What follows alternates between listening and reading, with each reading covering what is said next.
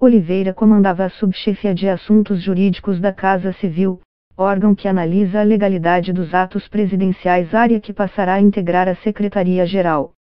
Ele tem uma relação de longa data com a família. Seu pai foi por 20 anos assessor do presidente quando ele ainda era deputado federal. Por sua vez, Oliveira assessorava o deputado federal Eduardo Bolsonaro, PSL-SP, filho do presidente, na Câmara. Oliveira me acompanha há mais de 10 anos, 15 anos. É o prefeito do Planalto. Desejo a ele boa sorte, felicidades e mais do que isso, temos plena confiança no trabalho dele, como tínhamos no do Floriano, disse o presidente. Por sua vez, Peixoto entrará no lugar do general Juarez Cunha, que estava na presidência dos Correios desde novembro passado. Nomeado por Michel Temer, foi mantido no cargo por Bolsonaro. A demissão de Cunha foi anunciada na semana passada pelo Planalto, sob o argumento de que o militar se comportava como sindicalista e é contra a privatização dos Correios. A troca representa a quinta mudança entre os nomes fortes do governo Bolsonaro em 6 meses. Confira a seguir quem já deixou cargos do primeiro escalão ou maior destaque neste período e quem assumiu em seu lugar. No dia 18 de fevereiro ele foi demitido da Secretaria-Geral por incompreensões e questões mal entendidas, como definiu o presidente em nota. Essa seria a primeira das 3 mudanças que ocorreram na pasta em menos de 6 meses de governo. A demissão ocorreu em meio a uma crise após o jornal Folha de revelar que Bebiano repassou, quando presidia o PSL, R$400 mil para a campanha de uma candidata a deputada federal em Pernambuco que recebeu 274 votos.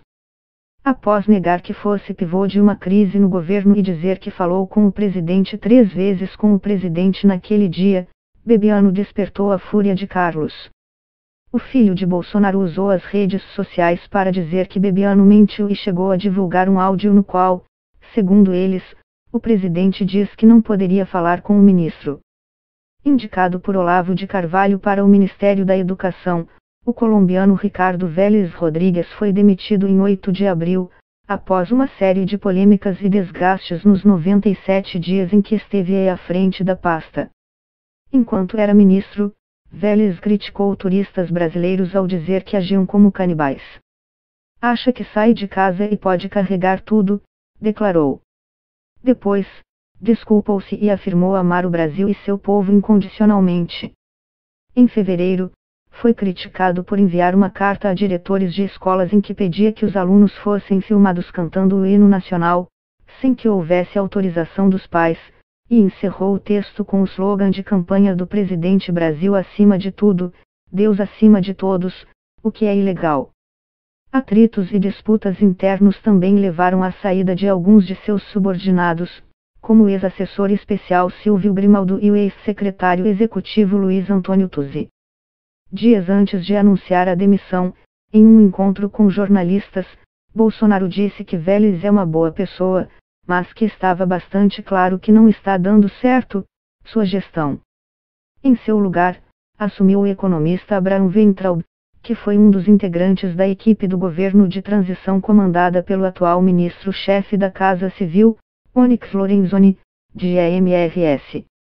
Durante os 6 meses em que fez parte da Secretaria de Governo, o general Santos Cruz se envolveu em alguns embates com os filhos de Jair Bolsonaro e o filósofo Olavo de Carvalho.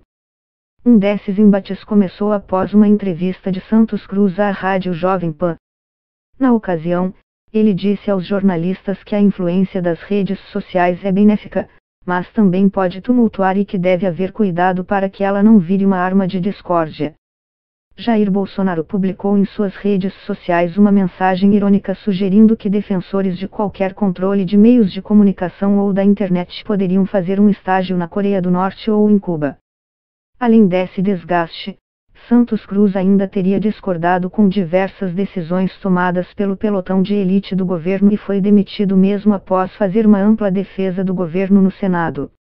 Uma semana após deixar o cargo, Santos Cruz disse em entrevista à revista Época que o governo Bolsonaro se perde em um show de besteiras. Na quinta-feira, depois de participar da Marcha para Jesus, O presidente disse que o general é uma página virada.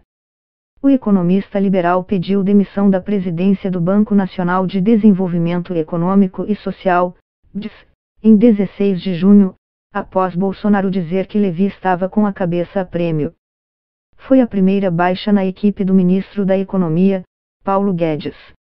O presidente não aprovou a indicação, feita por Levi, de Marcos Barbosa Pinto para a diretoria de mercado de capitais do banco porque ele foi assessor na instituição durante o governo do PT.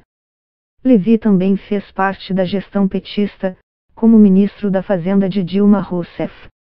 Mas Bolsonaro disse em outra ocasião que havia dado um voto de confiança a ele a pedido de Guedes, porque não havia nada que o desabonasse.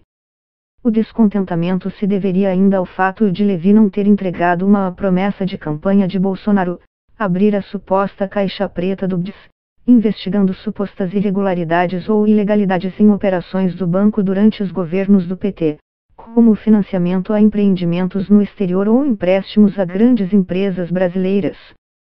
O próprio Guedes também teria ficado insatisfeito com o fato de Levi não estar liberando um repasse maior de recursos do BNDES para a União para ajudar a fechar as contas públicas.